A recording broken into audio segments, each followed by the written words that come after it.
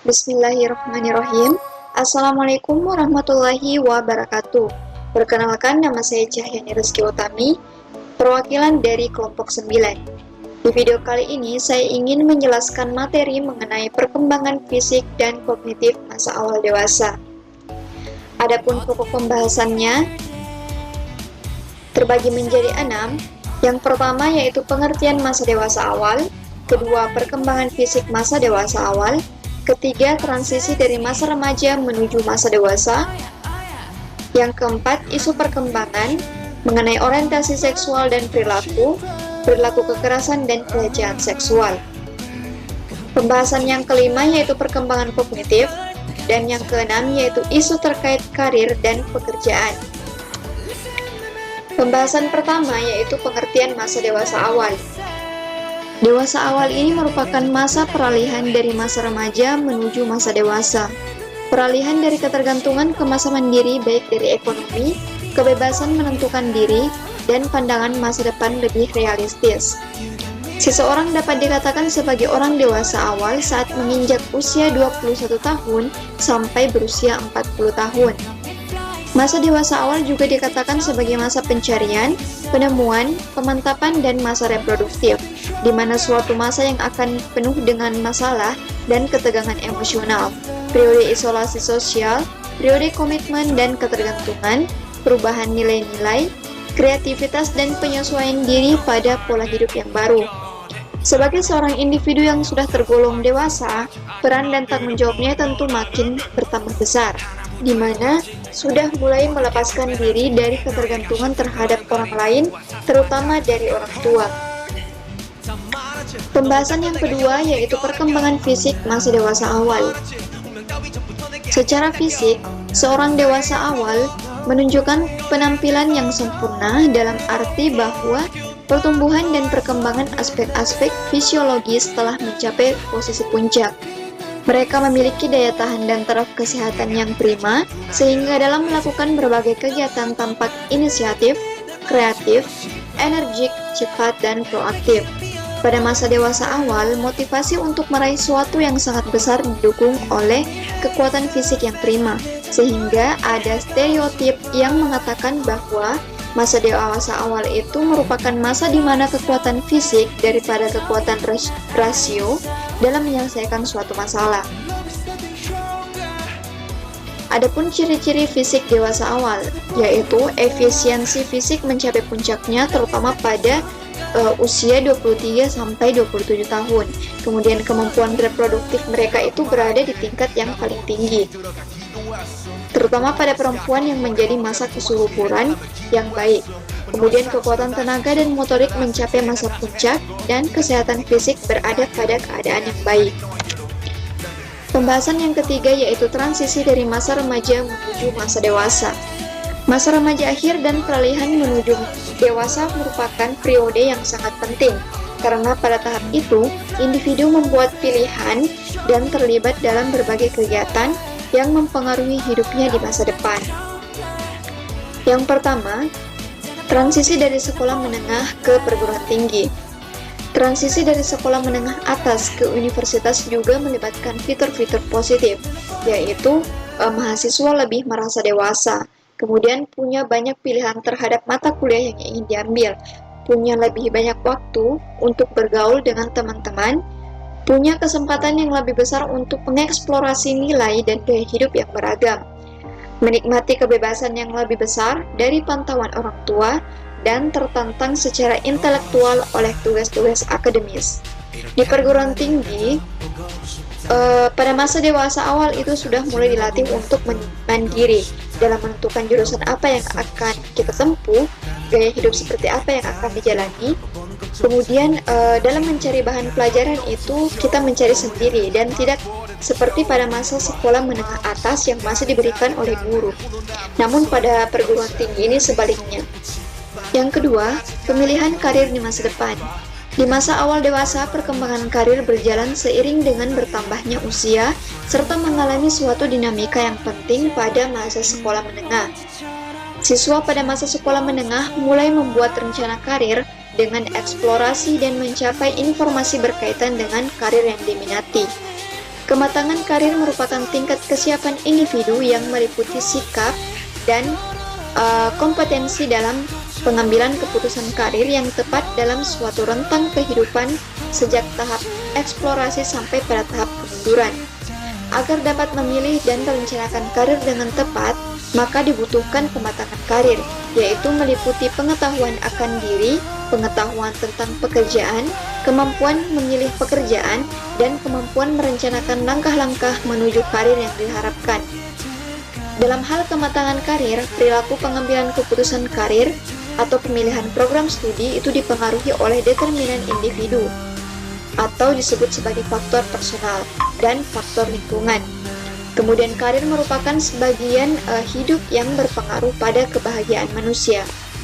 Sukses dan tidaknya seseorang individu dalam berkarir bisa menjadi salah satu tolak ukur kesuksesan seseorang dalam kehidupan.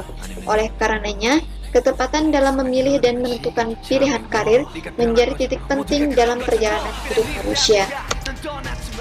Pembahasan yang keempat, yaitu isu perkembangan mengenai orientasi seksual dan perilaku kekerasan dan pelecehan seksual. Orientasi seksual adalah ketertarikan emosional, seksual, dan romantisme yang dirasakan seorang individu terhadap individu lain. Menurut para ahli, orientasi seksual bukanlah sesuatu yang dipilih seseorang individu. Dengan begitu, pakar sepakat bahwa orientasi seksual seseorang tidak dapat diubah. Sebagian orang mungkin sudah menyadari orientasi seksual yang ia miliki sejak kecil. Walau demikian, beberapa individu lain memerlukan pengalaman seksual terlebih dahulu untuk bisa mengidentifikasi orientasi seksual dalam dirinya. Yang pertama yaitu isu perkembangan orientasi seksual dan perilaku. Seksualitas ini merupakan salah satu unsur penting dalam pertumbuhan dan perkembangan manusia. Akan tetapi, proses perkembangan yang berhubungan dengan seksualitas ini menunjukkan begitu banyak masalah yang membutuhkan penanganan secara serius dan komprehensif. Perilaku gangguan seksual, pelecehan dan kekerasan seksual, dan orientasi seksual. Menurut Vilorio, DKK dan Igartua DKK mengartikan perilaku seksual sebagai suatu sikap dan tindakan untuk melakukan kontak seksual dengan orang lain,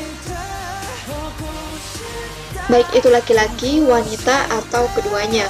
Dalam pengertian ini, perilaku seksual merujuk pada aktivitas dan tindakan seksual seseorang. Sementara menurut American Psychological Association, mendeskripsikan orientasi seksual sebagai sebuah kondisi emosional yang bertahan lama, romantik, dan daya pikat seksual untuk berhubungan dengan orang lain, atau laki-laki, wanita, ataupun keduanya. Kemudian secara umum, ketika kita berbicara tentang orientasi seksual, maka kita akan mendiskusikan tentang 3 hal, yakni heteroseksual, homoseksual, dan biseksual. Heteroseksual merupakan suatu kecenderungan untuk melakukan daya pikat seksual secara emosional dan romantik dengan orang lain yang mempunyai jenis kelamin yang berbeda dengan dirinya. Sedangkan homoseksual adalah suatu kecenderungan untuk melakukan daya pikat seksual secara emosional dan romantis dengan orang yang mempunyai jenis kelamin yang sama. Selanjutnya, istilah biseksual dipakai untuk menjelaskan kecenderungan untuk melakukan daya pikat seksual secara emosional dan romantis yang terjadi di antara keduanya, yaitu laki-laki dan juga wanita. Jadi, biseksual mempunyai posisi antara dua kecenderungan, yakni heteroseksual dan homoseksual. Perilaku seksual adalah segala sesuatu yang dilakukan karena adanya dorongan seksual.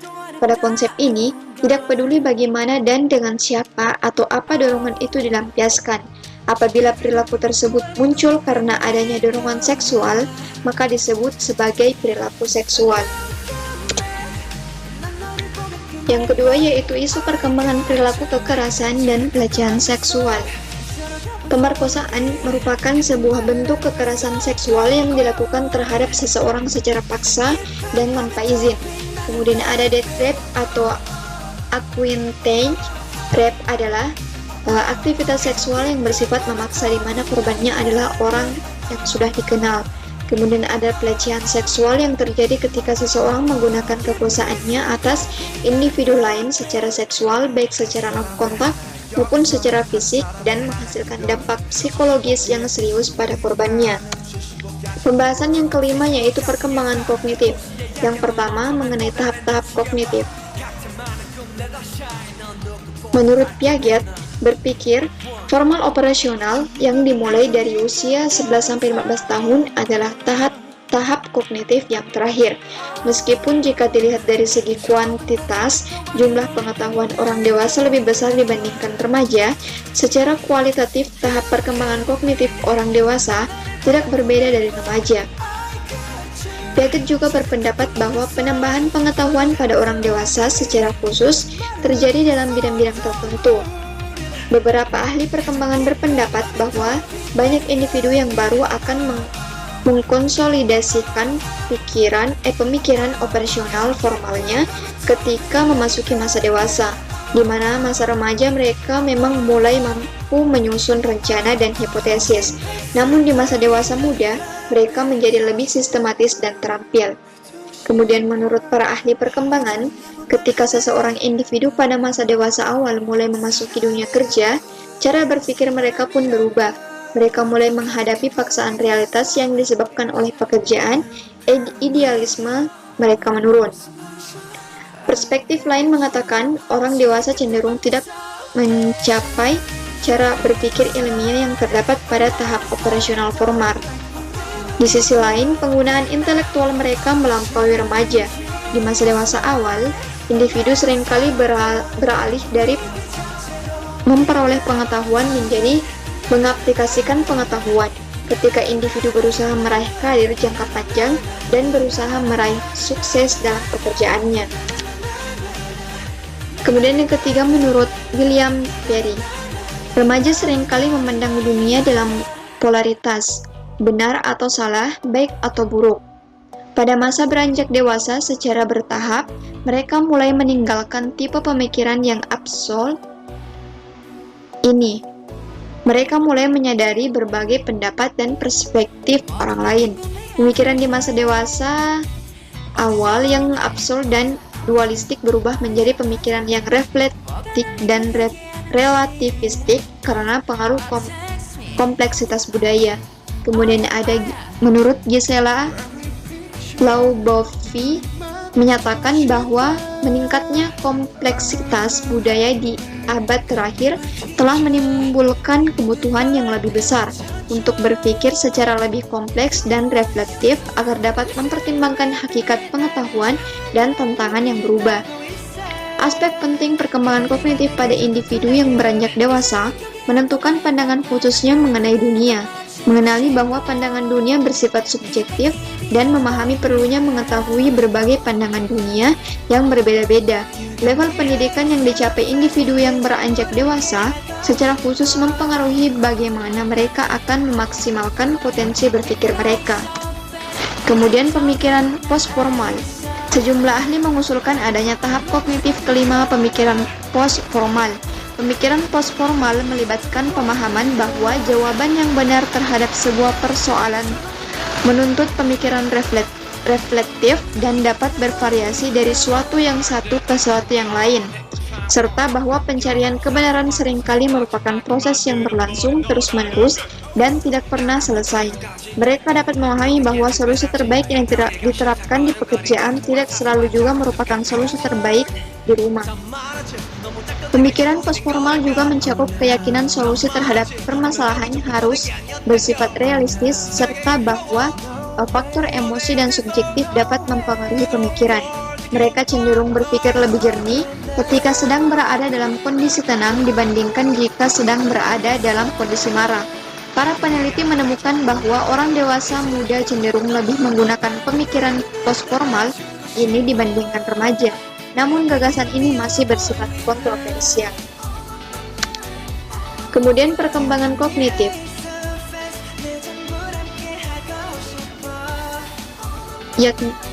Kemudian yang kedua yaitu kreativitas. Puncak kreativitas diraih di masa dewasa. Seringkali di usia 40-an, setelah itu menurun. Meskipun demikian, terdapat variasi ekstensif individu untuk hasil kreatif rentang hidup seseorang. Perkiraan mengenai mundurnya daya kreativitas seiring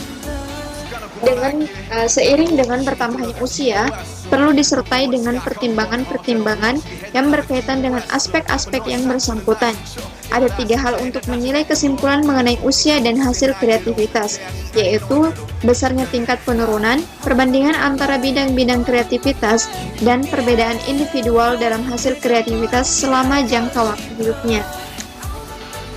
Pembahasan yang terakhir yaitu mengenai isu terkait karir dan pekerjaan.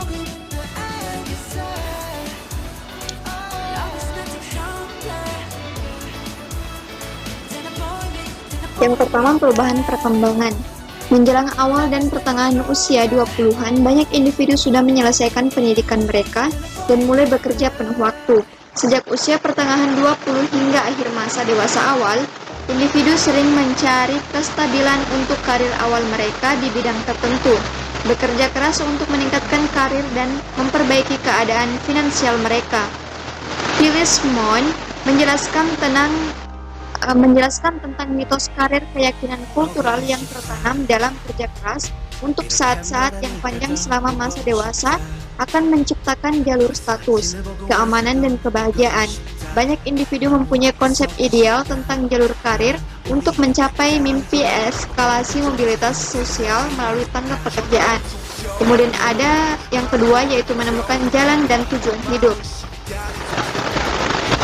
William James berpendapat bahwa terlalu banyak bermain-main di masa remaja dan tidak punya tujuan yang jelas semasa kuliah dan sekolah membuat mereka beresiko tidak menemukan potensi diri dan tidak menemukan tujuan hidup yang bisa memberi mereka energi. Kebanyakan guru dan orang tua mengkomunikasikan pentingnya tujuan seperti belajar, kelas, dan mendapatkan nilai bagus, tapi jarang mendiskusikan tentang kemana arah tujuan semacam itu. Terlalu sering siswa hanya berfokus pada tujuan jangka pendek dan tidak menggali gambaran besar dan jangka panjang tentang apa yang ingin mereka lakukan dalam hidup. Kemudian yang ketiga yaitu pengaruh kerja.